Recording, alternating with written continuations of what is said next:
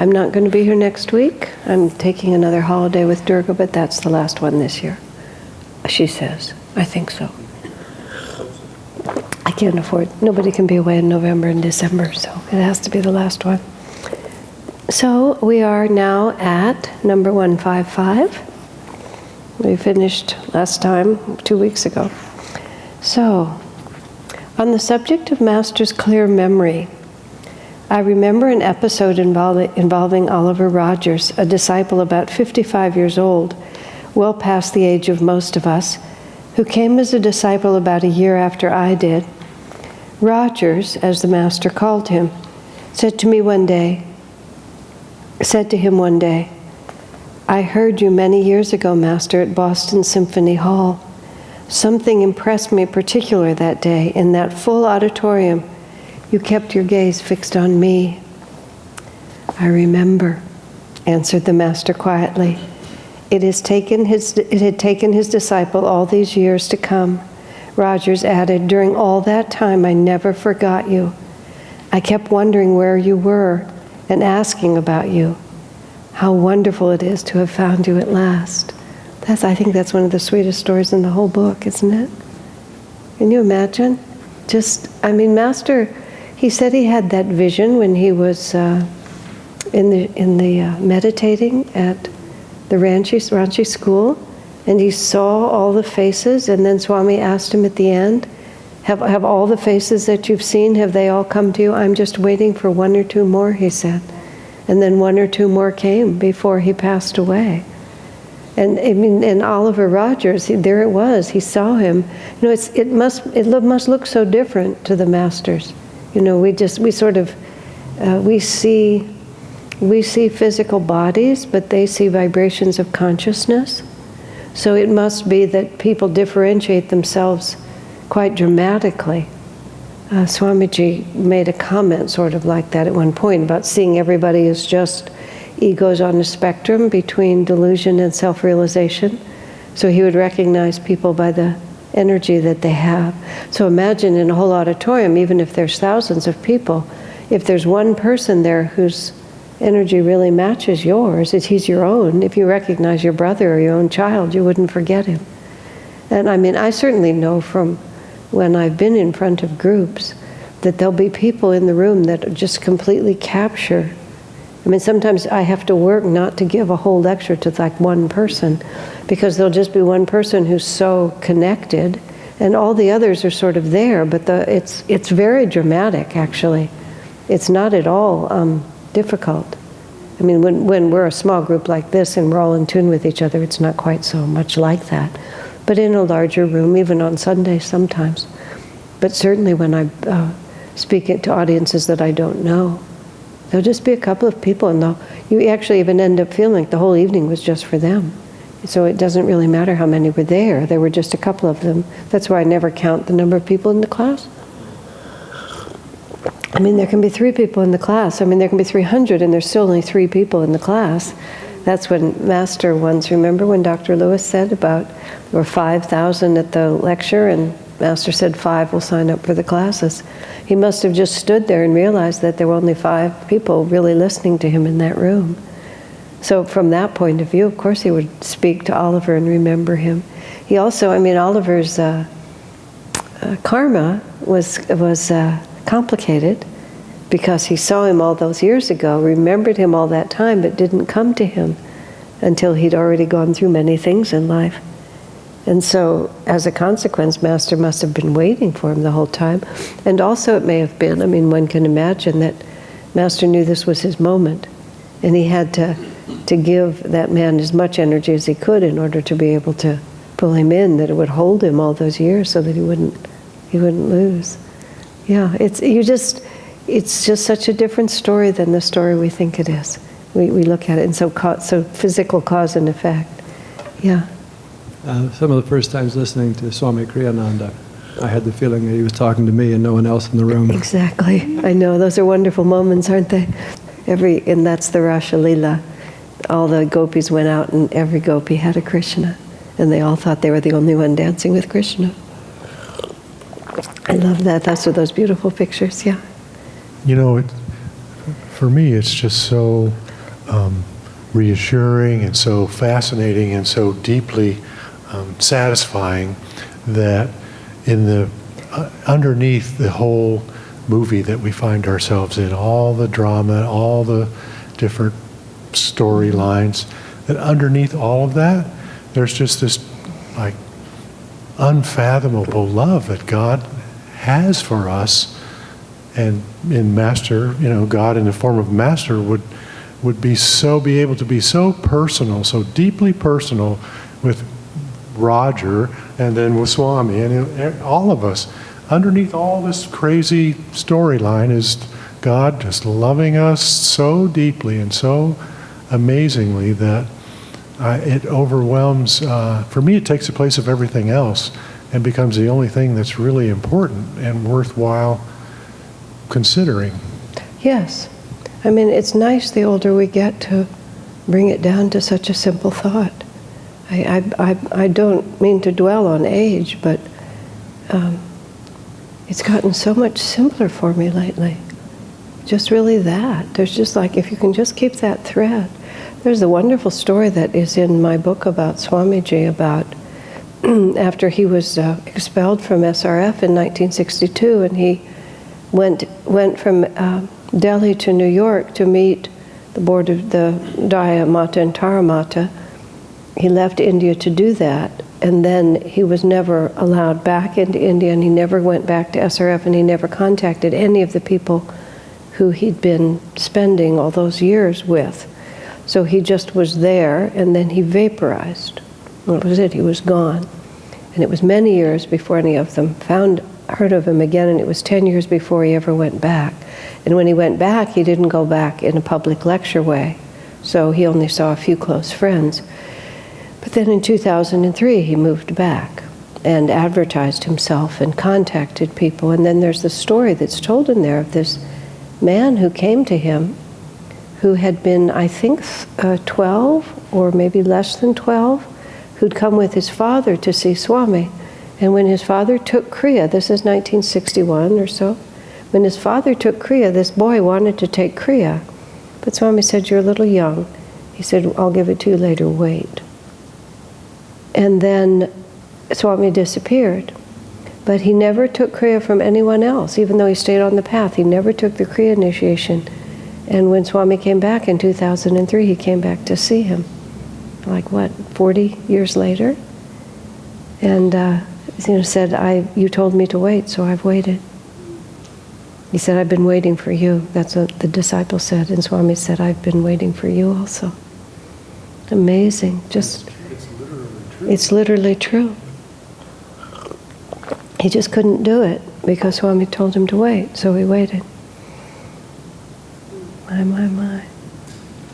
Yeah. But we should meditate on that a great deal, just as you're saying. Because there's a great deal inside of us. There's a great deal inside of us that it's the greatest delusion of all, that resists accepting that power. I think it's the long we feared to face your love. So Swami talks a little bit further on in the readings that are coming up about the power that Master had. And I think part of us, it's like, we live on we control our lives, and part of what we control is just really how much energy we have to deal with. I remember someone coming to me as they were sort of evolving on the spiritual path, and one of the things that happens at Ananda as we work on the spiritual path is we become more energetic. We do the energization exercises, we're called upon to serve, we do Kriya, many things happen to us, and we increases the energy flow. And Ananda itself demands that you live at a very high level of energy. That's one of the reasons why some people go to places where it's not as much as asked of you. But what happens is people set a way that they can control their world, that they only allow a certain number of things to happen, a certain amount of energy to run through, And when you start having more satsang and more demands on you, then more energy begins to run through. And often, I remember one woman was talking to me in particular, it was like, she couldn't keep her equilibrium in this, and she really wanted to tamp it all down again, because it was harder to steer when the machine was going that much faster. I remember a woman who married a very high energy man, and she just was, she didn't realize what she was getting into, but she had kept herself steady by sort of sinking into a tamasic state a lot. And with his, the proximity of his energy prevented her from doing that, and she was kind of in a panic about it, because she didn't have another way of coping. And so, on a very profound level, we're accustomed to operating on a subconscious level a lot of the time. And if we really accept the vibration, even accept the idea, it has consequences. And we have to be ready also to meet those consequences. I remember I don't remember the exact context, but I do remember Swami's response. Just, people are afraid of the responsibility of loving and of taking responsibility for things. We just don't want to have that. Too much is going to be asked of me. And we're afraid of becoming too advanced on the spiritual path, because too much will be asked of me. If I start really loving that many people, what will happen to me? And so all of those things and if I love people that much, what will happen to me? And all of that are the layers that we put over ourselves to keep us away from God, just like that. Because if we really knew, I was thinking about this on Sunday. Helen told that really sweet story about her brother-in-law. I'll just summarize it, but her brother-in-law taking First Communion when he was 7 years old, and the children are supposed to fast from dinner time to the next morning when they take the communion. And there was a bowl of fruit right next to him, and just without thinking, he just took a piece and ate the fruit. And there were no adults around, and one of his little classmates said, well, now you can't take your First Communion, but he knew the whole family was in there. He had to. He couldn't just now drop out, because after a whole year of preparation, because he just ate a plum. So, but his real inner feeling was that God will forgive me. He knows I didn't mean to do it. What a sophisticated thing for a 7-year-old child to know, especially in the context where guilt is often stronger than that. But I was really thinking about that, because just that day I'd been thinking about certain, I guess guilt is the only word. When my parents were in the last years of their life, I had to be very involved with them, and I didn't always, I wish I could go back and respond to my mother more, with more consciousness of her reality. That's how I would put it. My sister has reassured me. In fact, she was stunned when I said to her that I had regrets about the way I had been with my mother. She just was completely, which was very reassuring to me. She thought I had been wonderful. But I know that I could have done it better, and I would do it better. And I think guilt is the only word for it, but it's uneasiness in my heart. I started thinking about eating the plum, the little boy eating the plum. Like, why do I persist? Objectively, my sister tells me I have nothing to persist in. Objectively, it is true that I could have recognized her individuality and the reality of her consciousness more than I did. I don't know why I didn't. I really don't. I don't know why I didn't, but I didn't. And I could have been much sweeter to her, and I would have liked to have been. But why do I still remember, and why does it still make me uneasy? Like, what am I waiting for? Why don't I just know that God Himself knows that it's fine? So why do I think it isn't? And I'd have no answer to that. I'm just thinking about a 7-year-old child eating a plum and being certain that it was all right with God. So I think about a 60-year-old woman not being as patient with her mother as she could have been, but I meant well. Why isn't it just fine? I have no answer to it, but I'm trying to figure it out. Because I can feel, you see, a vibration of self-concern like that, regret or guilt. I don't have a lot of things. I've tried to stay current, but I have, let me put it differently. In this incarnation, there are certain things that stick. To say I don't have a lot of those things is just naive. But there are certain things in this lifetime that but they're not, it's not legion. It's just a bunch of stuff. But I can feel that in not being able to come to peace with those things, that is a vibration of consciousness, and that vibration of consciousness blocks the entry. As all those who received him. And why can't we receive him? Because we're not vibrating on the same wavelength. And all of those regrets are vibrations that limit one's capacity and my capacity to accept and to merge into the Spirit. And I don't know what the answer to that is. But we can't just be indifferent to that. We have to, and the only thing we can do, and this is the only thing I do, is I try not to justify, I try not to make it worse. You just kind of keep inching your way forward. And Helen's story about the 7-year-old and the plum I was just like, that's magnificent. It was so simple and it was just so magnificent. Like out of the mouths of babes. This is where the Curé d'Ars said, if you knew how much God loves you, you would die for joy. And of course, he knows that I wasn't as sweet to my mother as I would have liked to have been. And it has nothing to do with his acceptance and love for me. So why, what am I waiting for? That's the question I asked myself. What am I waiting for? Like, what is possibly going to be enough to dissolve this? Yeah, worth asking. But then what you do is, in surrender lies victory. That's what the subject was yesterday or Sunday. Which is you just give up. You just completely give up. And when you really finally totally give up, I think that's when you become free. You just realize, of course, that's why the saints say things that sound so weird to the average person.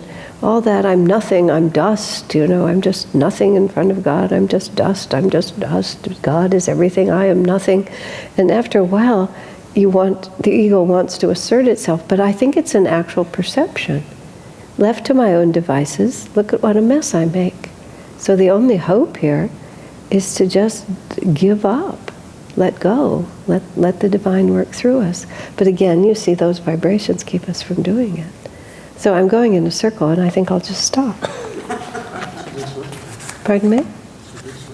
But, long we feared to face your love, lest our emptiness it prove. Now at last our hearts we give you, who remain our friends. He even has that line in there. Yeah. Remember from Patanjali's Yoga Sutras, when he's describing samadhi, you cannot possibly understand what this state is with your rational mind. It's absolutely impossible for you to understand it. You'll never know. And then everything else is ignorance. Yeah, so it seems. Well, that's what he said. He said, but it is true. But it is true. And I was reading this from Swami yesterday. He was talking about superconsciousness. He was talking, because he made up that whole course, Superconscious Living, in which he tried to teach us how to attune and to live, as he put it, not always to live in the state of superconsciousness, but to live according to the insights that superconsciousness gives us, which was a very interesting way to distinguish it. And he said, even in the yoga movement, people don't understand. And that was in the 80s that he was saying this, when there was a lot of guru scene around. I went once to I won't say the name, but it was, we were in Southern California, and then some very well-known teacher was giving a satsang, and just went to hear her, as it were. And it was hundreds of people, and it was all very Indian, and the women were on one side and the men are on the other, and then you got in a line and you came up, and as you came up, she touched you with a peacock feather, bing, bing, bing, bing, bing, like this. And everybody gets touched with the peacock feather. And Swami commented that, he said, people imagine Shaktipat, that the touch of the Guru, he said that you'll just be walking along and then somebody will touch you with a peacock feather and bing, you'll just be there. He said it's like going across a barren desert and then falling into the oasis. It's all dry sand and then it's all green. He said, in fact, it's a gradual greening of the desert. Even as you sort of just stand there, it gradually turns green all around you, but step by step, by your own cooperation with it. There's a descent of grace, but it's also your own cooperation. So it's not an all or nothing. So even though I'm talking to you about these things that I've begun to understand, but I've begun to understand them on a very subtle level, whereas before, I didn't even know they were there.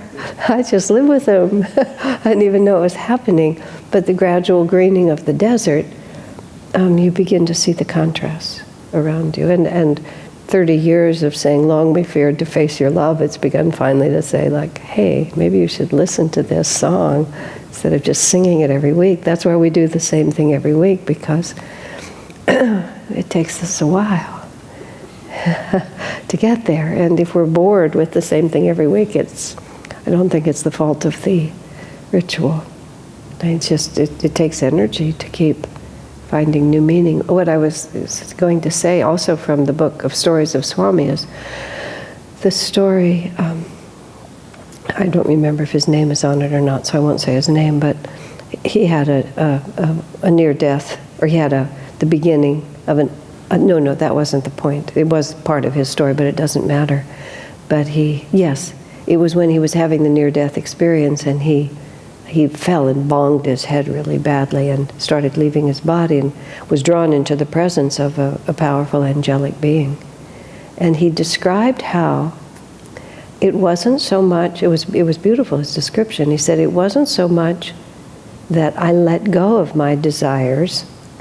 He said, but in the presence of that being, it wasn't possible to have any other desire. And he said, it's just like as soon as they would arise, they would be vaporized by that vibration. It was a very interesting way to put it. And that's, I think, how it all resolves itself in the end. It isn't like you force yourself. It's just as you aspire and as you reach for this, greater and greater clarity, in that clarity, the other is neutralized, because this vibration sucks that vibration into it. It just, the greater overcomes the lesser.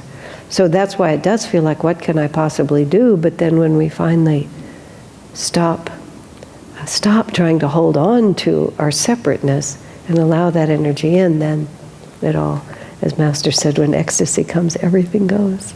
That's the good news, isn't it? It's all about, love and fear are the opposites. That's what the Bible says. Perfect love casts out fear. One of my very first, pre-spiritual path ideas, my 18-year-old wisdom, was the recognition that the one useless emotion in life was fear. You know how you are when you're 18 and you drink coffee and make pronouncements, so I made that pronouncement. And much later, I read first from Vivekananda, and then I realized it was in the Bible. Perfect love casts out fear. And just contemplating that they are in fact opposites. Because if you have that perfect love of God, or if you have faith in God's perfect love, then you're not afraid of anything, because nothing can come to you except as an instrument of that love. In the Rubaiyat, there's a phrase which unfortunately I should memorize it because it's so beautifully spoken, but it's talking about death. And it says, the one who made us surely loves us. And if he has ordained death as the inevitable end of the life he's given us, certainly death too must be an expression of his love.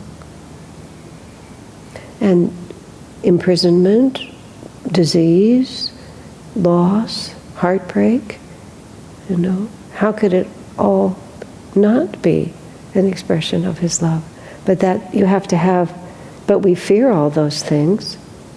I mean, people fear all those things. But if you love God enough and therefore know His love, there can't be fear. And that's where I was just hearing Swami talk about his horrible dentist stories. My least favorite, except for the coming cataclysmic times, was his dentist story. And this was, the humdinger of all times, where he broke the tooth in Italy, and the guy wanted him to come back 3 or 4 times, and he said, no, just do it all now and forget the Novocaine. And he cut the nerve, and he's holding the nerve in the air. I mean, just like, you can hardly bear to hear it. And Swami just says, well, it's been a good life, a little bit of pain for a short period of time, so what? He just says it with such equanimity, and then carried it through.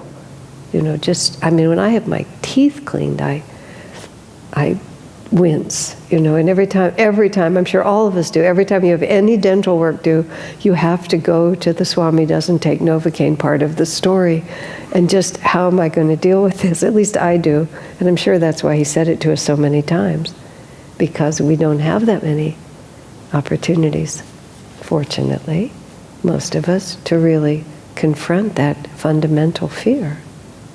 But he wasn't afraid. So much of it was that he's just simply not afraid. A little pain, so it hurts a lot for a while. So what? Well, that to me is like, how will I cope? What will I do? How will I feel? How long will it last? What will it be? Those are all, what are those? That's fear. But he was fearless, because what could happen to me that's outside of God's will? These are wonderful. And they're incredibly, what I mean to say is, they're surprisingly applicable in very tiny situations. Just because one feels that tiny either anxiety or rebellion sort of building in you, and you start pushing against. I was pushing against the traffic on El Camino, and I was pushing against escalating rents, and pushing against, well, what if the rent control measure doesn't pass? And what if we buy the community at the peak of the market and then the mortgage goes underwater? I was just like, I was running all those things. That was when I was thinking about fear. I thought, wait a minute, where does this come from? Go back and solve all your problems at the highest level, and it gets to be a habit. Okay, that was all about Oliver Rogers. Okay, what happens if we get into something really tough? 156. On another occasion, the Master said to Rogers, "You have clear sailing." This is one of the most just heartrending of these things. Several of those present wondered naturally, what about me? What about me? You can just feel it, can't you? I remember when I've told you, when Swami was passing out compliments and he didn't seem to know I was there, I just made my aura as big as the room and tried to, just, by the way, have you noticed there's someone else in the room? So he felt compelled. The Master caught that thought. See, here the Master caught the thought. He realizes that in complimenting one, suddenly he can feel, he's just so sensitive, he can feel all of them. Like, what about me? So he says, not wanting to leave them hanging, he added, and you will all have clear sailing, if you keep on to the end. 2 or 3 of them exulted afterward. Did you hear that? Master said we'd all have clear sailing. I decided not to remind them that he'd added that one little word, if. Their deliberate oversight of it, however, revealed a tendency I've often observed in disciples when recollecting the things he said and did, to let their memory be colored by their desires. Oh dear. Creative listening, I call that. People do incredible creative listening a lot of the time. You just hear what you want to hear. I remember this man who was determined to start a business. Swamiji wanted to explain to him that he was not good at business, and it was not necessary spiritually for him ever to get good at business. So perhaps he should stick with something else and not go into business. And the man actually walked out of the room and told me that Swami, I'd been in the room, he told me, isn't it wonderful? Swami really thinks this is a good idea. I was just like, where did you ever, how did you ever? I didn't say anything because there was nothing to say. Years later when he went bankrupt, I told him that Swami had not. He refused to believe it. Because it's just, desire is so, talk about a vibration that won't let other things in. It just won't let other things in. I know a woman friend of mine made a very disastrous marriage many, many years ago. I pleaded with her before she married that man not to do it. I knew it was going to be a disaster. Afterwards, she said, "Why didn't you tell me?" I said, "Honey, I did." I told her exactly where and when we'd been. Absolutely not. It's like you just, the karma's different. You're just not going to hear it. Your vibrations are going to go like that. It's very, there was I had this experience with Swami once. I was just going to talk about sensitivity. Let's see, what was the whole deal? There was a group of people there for dinner. Swami was supposed to be part of some. One man was going to arrange for Swami to be part of some fairly high-level television shows. And it was either a done deal already or he was trying to make it happen. There was a little question about Swami's health, what would happen if he couldn't do it. And then Swami started talking at the dinner table about that certain people were very good on television, and he actually said that I wasn't. But Asha's not good on television. I don't even know why he said it. I think, I don't know what his reasoning was. It had something to do with the look in my eye, as I recall. But he just said I wasn't good at being on television. And I was a little depleted from him saying that. I was very vulnerable to criticism, and I felt a little depleted. So the next day, Swami called the man who was making the arrangement and me and a whole group of other people, and he made a big point about the fact that he should go ahead and book all these programs, because if Swami couldn't do it, then I could do it. And the man who was booking the programs was just completely discombobulated, because he couldn't put his reputation on the line that he was going to deliver Swami Kriyananda and then deliver me. And I just kept saying to him, this has nothing to do with it. Believe me, I'm never going on those television shows. There's not a chance in the world. But Swami he'd felt it in me. And it was more important for him to buoy me up than for me to face whatever he was trying to tell me. I don't know whether I failed a test, whether I was supposed to take it in the right way and then I hadn't and he had to fix it, whether he wasn't thinking it through when he made his comments. But it was an astonishing experience for me. And Swami never said anything, but I absolutely knew it was true. There wasn't a doubt in my mind. And the man, I don't know whether the man ever booked the television shows, but it never came close. Swami never called on me to do anything like that, because I wasn't good at it. Interesting. But they can feel it just very easily. Okay. Yeah. One other thought about that reading, he was talking about the same guy who came to him in the last year or so of his life. Yeah, it's true. Last year's. Well, he was 55. That looked old to Swami. Master's life. Oh, last year of Master's lives. Remember he said that's right. He came a year after Swami. Yeah. So you have clear sailing. So anyway. No, that's true. That means that it's all, whatever it was, it's all been worked through. I mean, I'm sure he was talking about beyond, whether this was his last lifetime or not, but beyond this incarnation. The obstacles are gone. Certainly one reaches a point where one does have clear sailing, where there's just, all that I was describing before about just all those things that I still feel inside of me, there's a point at which it must resolve.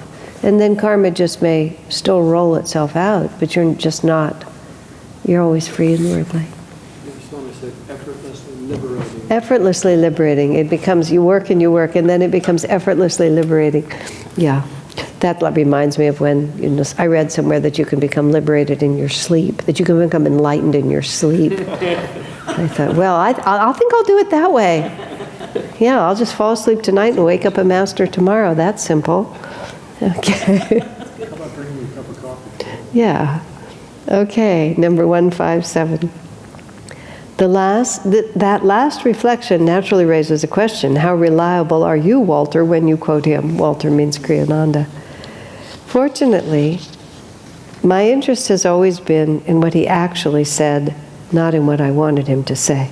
Swami can just say that so calmly because he just simply knows that's a fact. He just really had a very impersonal interest, and he's not boasting. He's just stating a fact. I've been blessed in this life too. So this is like, there's 2 points here with a very clear memory. So one is that he has a clear memory, and two, he's only been interested in what actually happened. He hasn't been trying to use Master to advance his own agenda. I remember, this is not exactly related to that, but it's close. When Self-Realization Fellowship sued Ananda in 1990, a lot of people at Ananda had a lot of difficulty with that whole thing happening, and one of the reasons we did is because we had an enormous amount of respect for Dayamata, who was the president of SRF, who had obviously been part of instigating that lawsuit. But the vast majority of us had never met Dayamata, had never had anything to do with her.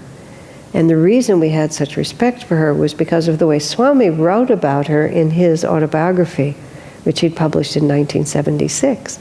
In The Path, he describes her as such an ideal disciple that, and he often spoke, even though he also spoke frankly about some of the things that were going on in SRF from 1976 to 1990, he still consistently spoke highly of her.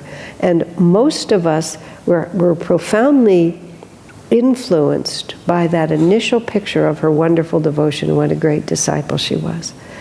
So in 1990 and in the subsequent decade, when we were really embroiled in a really ugly fight for our lives, unrelentingly attacked, and Dayamata was quite in the middle of that and not behaving as Swami had described her in 1976, I said to Swamiji, even in 1976, you knew that this woman had many sides to her character.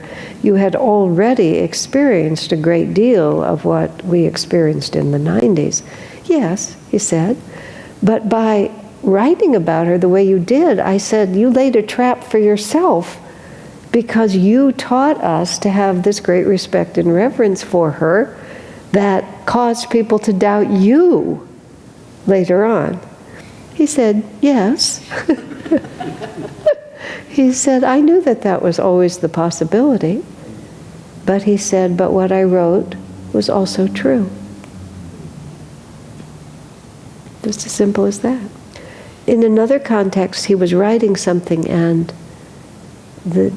what exactly it was, I don't recall, but it was something to do in the context of the litigation, in which he was having to explain, why he did things on the basis of what he understood that Master had wanted.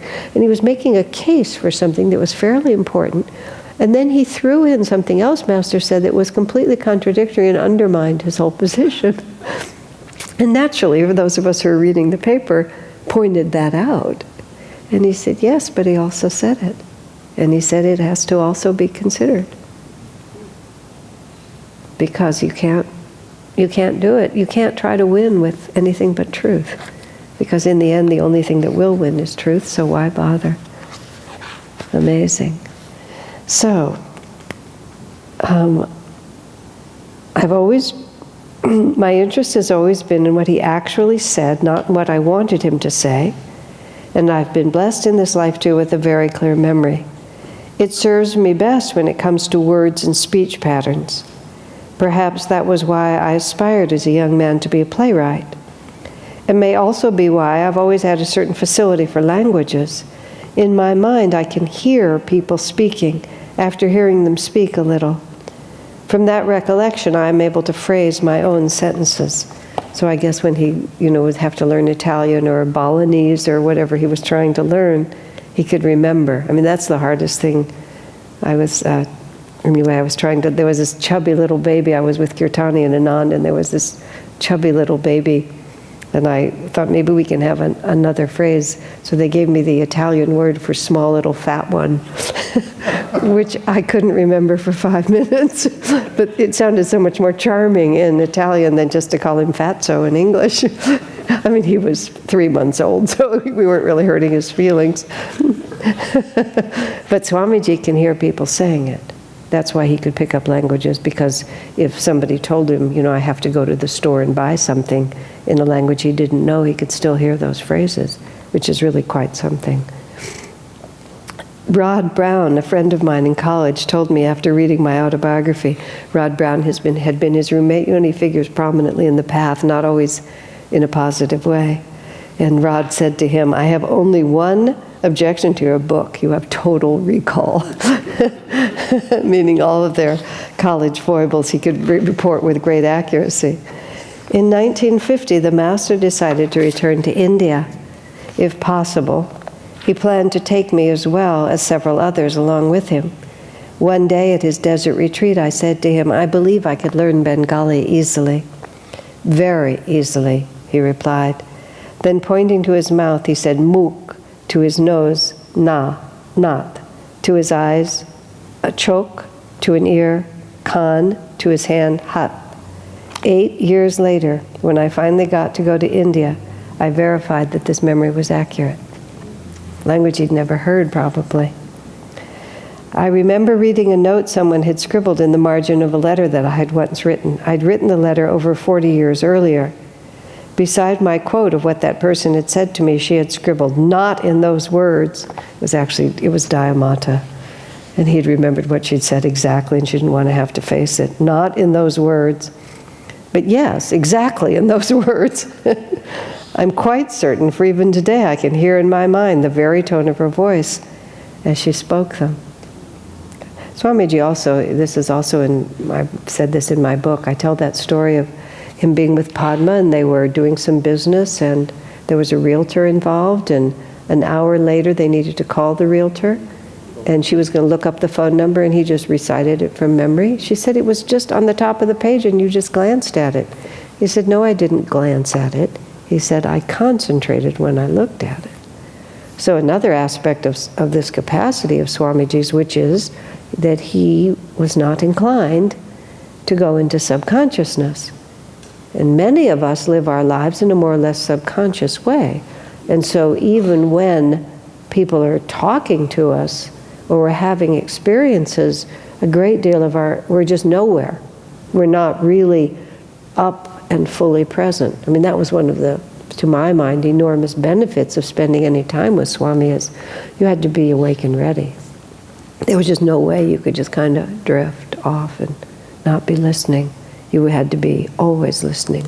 And not everybody enjoys that. Many people really much prefer, in fact, that's the great battle of life, is the battle between subconscious and superconscious. We're always just trying to comfort ourselves by dulling ourselves out. But Swami just never did. It was not in his nature from birth. He was always 100% concentrated. So that's one of the reasons that he can still hear her saying it. Well, his interactions with her were important.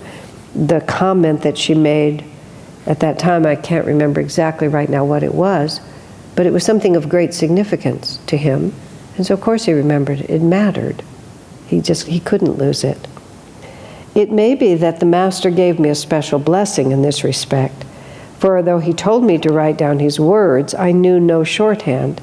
Yet even years later, I found that I could recall clearly, word for word, what he'd said, and just how he'd said it. Nothing I've ever experienced has caused me to question this ability. That's a good point. Nothing I've ever experienced. His recollections of Master prove consistent. And they prove to be also, they guide him in the right directions. That's more what he means. It's not like he suddenly wakes up and realizes, oh, that's not what happened at all, and what I remember isn't really, he hasn't gradually become aware of his own shortcomings and recognize the mistakes he's made. Just the opposite. The older he gets, the more the clarity of his recollections is confirmed by his more mature experiences. So he's also talking about that. I say these things not to boast, but only to reassure the reader that what I recorded in those notebooks was accurate. That's also very important, especially I have mentioned, the fact that other people have interpreted Master differently, but Ananda is based on the clarity of Swamiji's connection to Master, and he's given us a whole way of life based on his understanding of what Master intended. So it's important for us to at least have his word on the subject. I mean, it's a question we should ask. It's also so like Swamiji to anticipate the question. It's like now we're talking about creative listening, and is that what I'm doing? Am I just molding things? And so he's answering us in the only way he can. In his way, again, he gives us objective examples. He gave me these Bengali words, and 8 years later I knew it, and he gives us a couple of others here. This woman challenged me, but I could still hear her. Instead of just saying, no, I'm not, he always would say to us, don't just give people conclusions, give them stories, give them experiences, give them ways so that they have at least some evidence to evaluate it other than just your opinion, instead of just saying you should be loyal to me and believe me. Probably it was also owing to the Master's extraordinary magnetism that his words especially lingered clearly in my mind. Of course that's true, and Swami's complete attention to it. Whatever he uttered penetrated deeply and remains with me to this day. What a blessing. Once at a gathering of the monks and nuns, he sang a song in Bengali, Mukti Dete Pare, I can't pronounce it correctly. Anyway, he says it there. Bengali, Mukti Dete Pare, Mukti Dete Pare, Bhakti Dete Pare, Koi. As I mentioned earlier, I knew no Bengali at that time, yet the words remained with me. Next, he sang the song in English. It was a song to the devotee, as if sung by the Divine Mother. O devotee, I can give you salvation, but not my love and devotion. Ask of me salvation, but not my love and devotion. For in thee then, when I give those away, I become poor, walking on your heart's way. Such was the Master's magnetism that not only his words, but the melody as well have remained with me ever since, though he sang it once only. Years later, I learned Bengali and found that I'd remembered also the Bengali words accurately. Both versions, Bengali and English, and also the melody remain with me to the present day. Swamiji is also talking a little bit about his own state of superconsciousness, because part of what he's talking about is the ability to go back into a moment and be in that moment. And that's one of the things that he described about his childhood experiences of superconsciousness and his subsequent ones.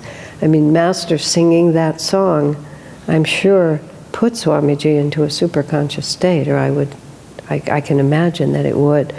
For so many reasons, Swami's past lives in India, his own musical nature, the magnitude of Master singing that song, which he only sang once, Swami said. And so time becomes not a factor. And when he wants to reconnect with that, he just goes back into it. And as Swami said about that experience, no time has passed.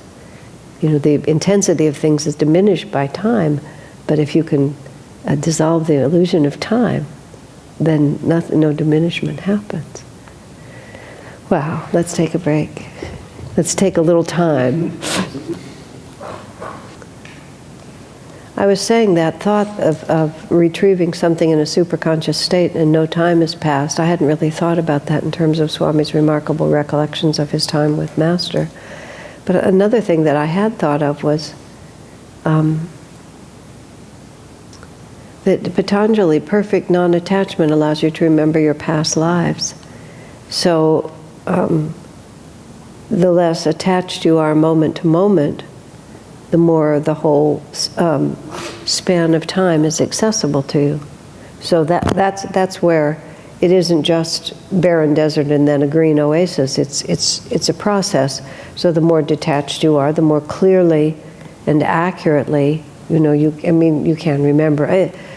Memory is having a good memory is not just a spiritual quality. So it's not like if you don't have a really good memory, that means that you're not advancing spiritually. There's a whole other, but it's just I was thinking about Patanjali in this context. You'll just remember things because you have no obstacles to remembering them. The other side that I've seen is there's a certain, you don't remember anything because why do you care? It's like it makes no impression on you, so you just don't have any particular memory of anything because it just goes by. you're only thinking Ram, Ram, Ram. What does it matter? I was looking at In Quest of God again recently, which is by Papa Ram Dass is what they call him, as distinct from the Richard Alpert. Papa Ram Dass was a very, very elevated sadhu, saint in India.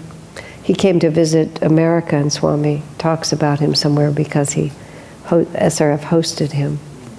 And let's see now, why did I bring that up? Oh, but In Quest of God is his story of just wandering away from his home, chanting the Ram mantra. And then he just describes all these experiences that happened to them, and he describes what they looked like to him. But when you actually think about what he's describing, you know, being left out in the cold, not having any food, being thrown off the train, being, you know, pummeled with stones, or, you know, whatever it might be. But he never really describes it like that. He just talks from his perspective of just being with Lord Ram and chanting the mantra and having all these one wonderful thing after another happening to him, because that's just the way he moves through life. That's how he sees it. And I've noticed that Swami's memory was entirely positive, even though he could objectify things if he needed to, but he just didn't allow things to impress him in a negative way. He could see the facts. That was the story of going out to dinner with that couple that were so at odds with each other, and when they finally separated for the evening, and Swami's companion said to him, "Oh, the negativity between them was so terrible." And Swami said, "Was it? Like, was it?"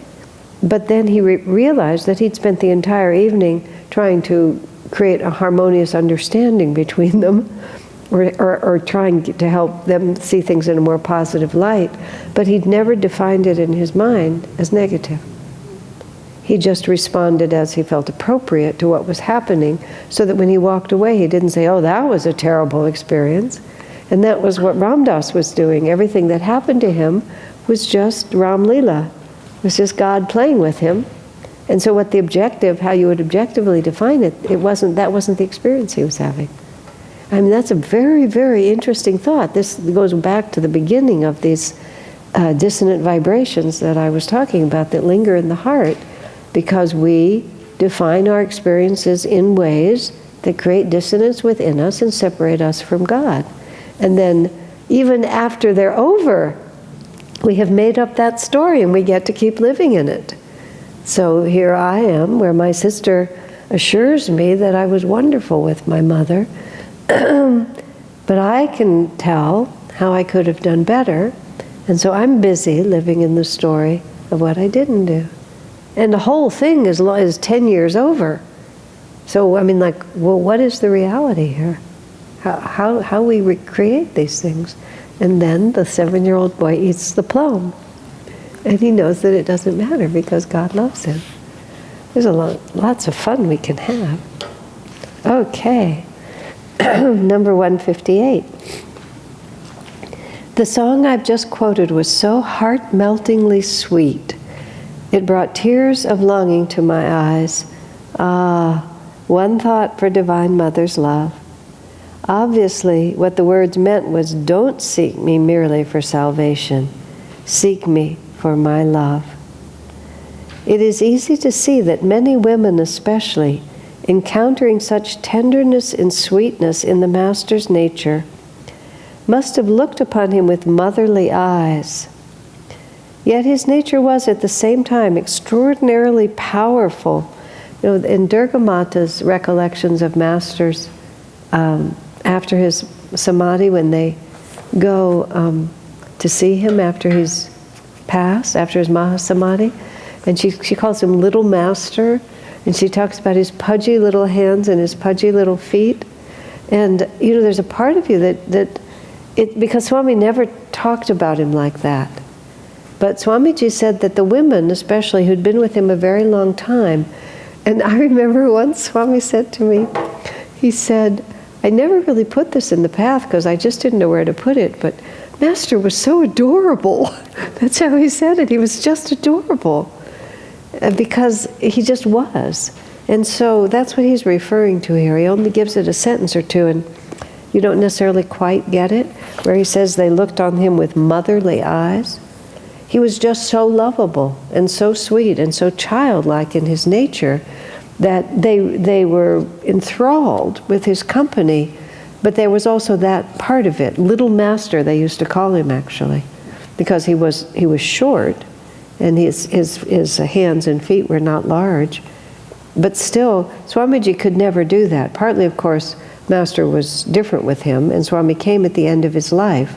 But it was also a certain bhav that he himself may not have discouraged, because it may have been the right bhav for them. This sort of intimate, taking care of him kind of energy. Anyway, yet his nature was at the same time extraordinarily powerful. For men, it was often quite different. They felt challenged, even intimidated by the power he emanated. Their masculine nature found it difficult to accept and adapt to such strength in another human being. For men, perhaps especially in America, where independence of spirit commands respect and admiration, few men, perhaps especially in America, found it easy to be his followers. I watch that at Ananda Village a lot too. Women found it easier to just cooperate with Swami. A lot of the men, they just got competitive. They just couldn't just allow him to set the tone. They fought with it. And that's why more women are on the path than men, just en masse. This probably was the reason he also attracted enemies. Though their enmity in every case was self-generated, he himself sincerely loved everyone.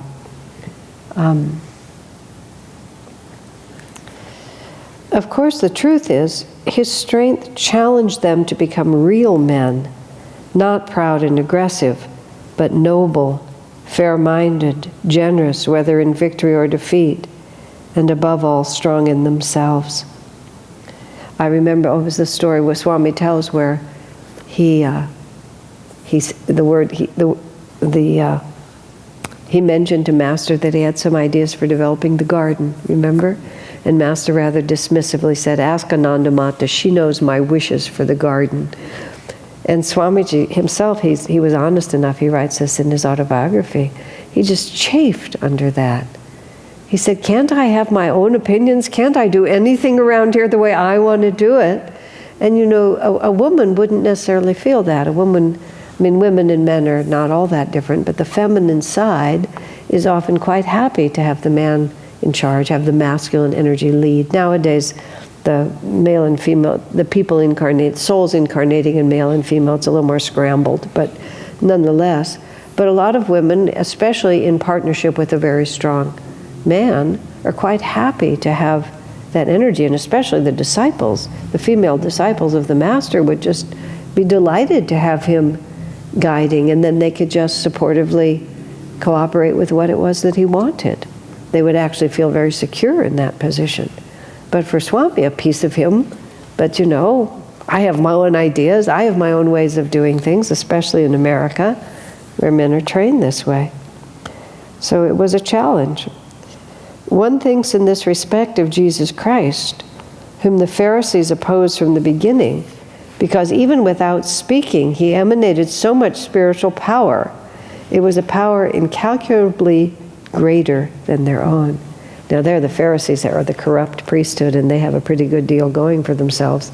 And this man comes in and tells them that their day is over. They're not going to be very enthusiastic about that. But in a real sense, that's what happens to all of us in the presence of the Guru. The Guru is announcing to our comfortable little egoic self that that day is over.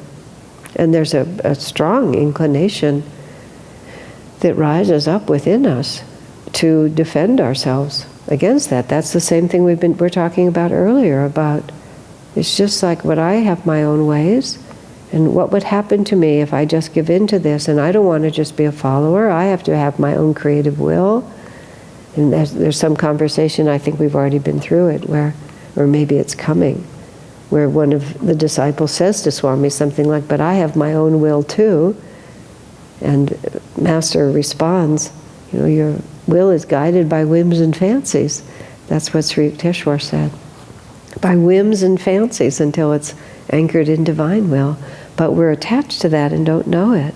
It's mind-boggling how much we work against our own interests and don't realize. But you see, look how powerful Swami became when he surrendered completely to Master's will. I mean, look at the enormous accomplishment and creativity, but he always did it as a disciple.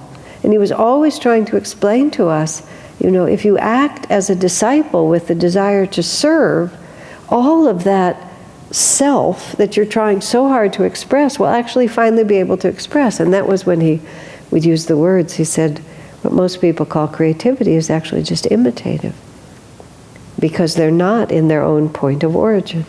They're not original. I know that would happen with those who were writing music at Ananda at that time. He said they're just imitating the popular songs around them. And he encouraged, not successfully in any case, if you would just really immerse yourself first in my music, and he would try to get them to understand, then you will be able to write original music, because you'll get in tune with the deeper part of yourself. But rebelling against that, thinking that this is actually your own self, you're not in touch with yourself yet. But that's a hard pill to swallow. So, the image many people have of the Master, one that has been projected perhaps by an overbalance of the number of women disciples, is of someone so sweet as to be almost cuddly. We don't really hear that. What we actually hear more is, well, sometimes you do. You actually hear more about, well, I smile when I think of his other side. He was lovable, certainly, utterly so. Yet he was also the very personification of power. Swami also often talked about how the women just missed the whole part of him that had really come here with a world mission, because they were so captured by the charm of that personality that they just couldn't get their minds around this other dimension. And again, you have to understand, it wasn't necessarily their job to do so. And that was why later on there was so much confusion, because it was Swami's job to do so. And so all of that perspective that Master poured into Swami, he didn't pour into many of those women leaders, because as Swami says about Dayamata, he said she was really very simple in her nature. She was just a very simple bhakti. So Master didn't load her down with a whole lot of philosophy and a whole lot of vision, because it just wasn't her job to have it. It was Swami's job to have it. But then they weren't able to understand that, because his understanding was so different, that perhaps it was two sides of the same coin. And that's again where Swami says he only ever wanted to know what Master actually said. He wasn't ever trying to make Master do what he wanted, which is quite different. Now we have a little bit about William the Conqueror here, which we'll just start. We won't be able to finish. The number 159. The subject of that power deserves a commentary of its own. For he told us that in a former incarnation he'd been William the Conqueror.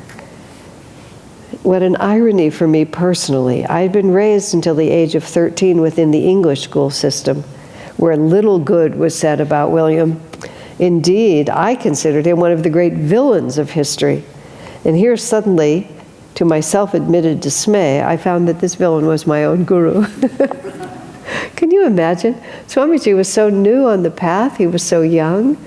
He says himself that Master was constantly blowing his mind, that he just was overwhelmed by this total change in his life. And just, just to make matters worse, I can just hear Swami laughing delightedly about how much worse could it get. Here's my whole schooling now has been undermined by Master declaring the most unlikely incarnation, because who would think of a Master like that as being such a world-conquering warrior? I mean, we've grown accustomed to it. I've grown accustomed to it, of course, because we've had this in front of us for many years.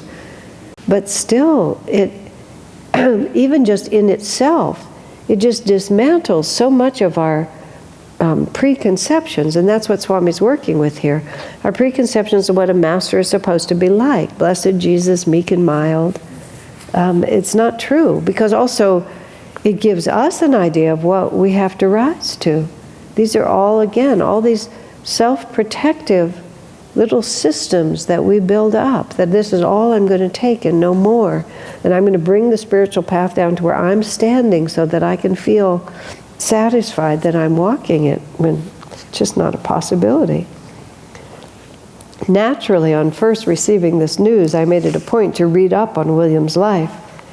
From that reading, I learned that what people had found villainous about him was, above all, apart from the obvious fact that he frustrated many other people's selfish ambitions, was his aura of enormous power. Baron after baron pitted himself futilely against him. Even while William was a boy, he had to fight for his birthright. Later in life, his own oldest son, Robert, nicknamed Curthose, fought against him, motivated by fierce envy. What an incarnation. That's why Master lamented that Lahiri was so fortunate, because there were no wars during his incarnation, where Master had to live through 3. At least this time he didn't have to fight them himself. But still, what a life. Imagine being a master and being said, well, you're going to go down into a pretty awful time and pick up your sword. I mean, how completely impersonal they are. And we find ourselves in living in Silicon Valley on property we can't afford, with rents that are bankrupting us, and all of these different things happening. And I mean, this is our battle. Why didn't we choose an easier time? I mean, at least we're not galloping along in armor with swords in our hands. Could have been worse. William had an important role to play in history. His vigor was not due, as historians generally suppose, to personal ambition. He acted in obedience to God's command inwardly. You know, it's important for us to bear in mind, especially at the present crossroads that our country is in, to what an extent God has the whole plan underway. William had an important role to play in history, and Swami goes on to talk about the role of England.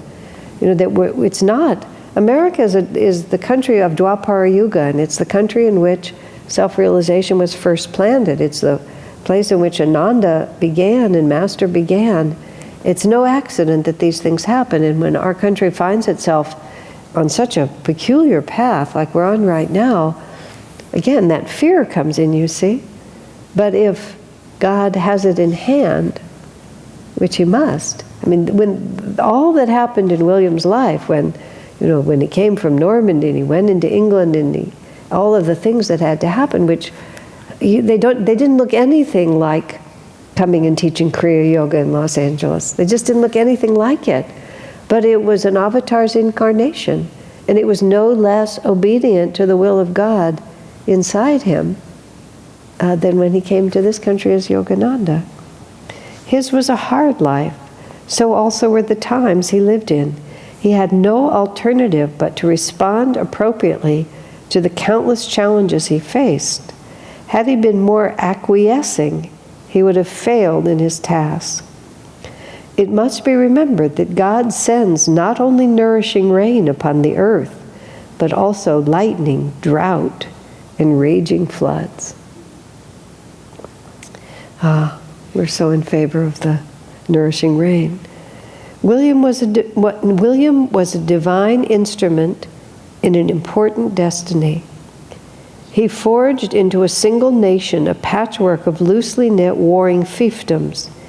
England, too, had a divine destiny, to unite East and West, and thereby gradually to help mankind in its struggle to enter a new and higher age, Dwapara Yuga. When I was traveling once somewhere else in the world, wherever I might have been, I just was conscious of, now the British Empire has been vilified to a very large extent, but when you stand back and you start with William essentially creating that country, and then the powerful destiny of that country to do exactly what it did, which was to go all over the world, especially to the Oriental side, just infiltrate that whole world, especially India, and make English the language of the world. I mean, nowadays, English is the world language. And I don't know languages. I've heard Swami speak of a lot of good reasons why English is a very good choice. Among other things, because how intuitive you can be in English because of the way the grammar works. I can't say it exactly, but you don't have to know when you start where you're going to finish. You don't have to choose gender and such like that. He said in other languages you have to decide at the beginning where you're going. He said in English it can just unfold as you go along. Since I only speak English, I don't know how that is. And how many words there are in English, how egalitarian English is about just absorbing everybody else's words. And because I only speak English and I've traveled a lot, I really appreciate how much English is the world's language. And because I've been traveling for decades, it's been long enough now that I've really seen it, how easily you can go anywhere. And that's not chauvinism. The fact is, in higher ages, everybody speaks the same language. All of this business of separate languages and cultures, that's part of Kali Yuga. And now that we're going into a higher age, all of those forces need to come together into some kind of unity. And England was really the instrument of that, and now America. When I was sitting in some, I think, Central America country where I went on a holiday, and I was observing how much of tawdry Americanism had invaded the country, it occurred to me that right now the lowest common denominator is being exported around the world. But what's happening is, however, that the world is unifying. And as the consciousness of, what's happening at this time is that the channels of that global dissemination are being formed, technologically and culturally. And right now what's passing through a lot of those channels is garbage. But the channels are there. And when consciousness elevates, it's all in place. And if England hadn't been England, would it have ever have happened? And England wouldn't have been England without William. And America, of course, wouldn't have been America without England, because that's where we all came from. That's where this culture came from, bringing this language. It's all just a great antidote to fear, because you really see it very differently. William was, in fact, a deeply spiritual man. It is said of him that he never for a day missed receiving the Eucharist. And he was on the battlefield and all sorts of things happened. He went to Mass every day. He built and strengthened monasteries. His closest friends were saintly men, Archbishop Lanfranc, who in the present life, Yogananda told us, was his guru, Sri Yukteswar, and also Anselm. In an age notorious for its promiscuity, it is said of William that he was completely faithful to his wife. Very interesting. Later on he says, Napoleon says, history is a lie agreed upon. The purpose of this book obviously is not to analyze the life of William the Conqueror. I mention it here to underscore an important aspect of Yogananda's character, his extraordinary power. This was evident to all who knew him personally. It was an aspect of his nature that many people have overlooked or else have known little about. Again, as I said, that widespread lack of awareness may be due to the fact that apart from Dr. Lewis, hardly any man seems ever to have spoken or written much about the Master. Even Dr. Lewis, though a deeply devoted disciple, saw his Guru only in terms of his own personal love for him. He never showed a deep understanding of the universality of the Master's mission, nor of the universal love he bore everyone. Sananda Lal Ghosh, a brother of the Master, years later wrote a book about the Master's early life, which he called Mejda. But Sananda wasn't a disciple, and he never did anything actually to serve the Master's mission. His book is completely personal, but also fascinating. The song that we sing, "The Master's Love for Me," those words are by Dr. Lewis. When I read that, I thought about it.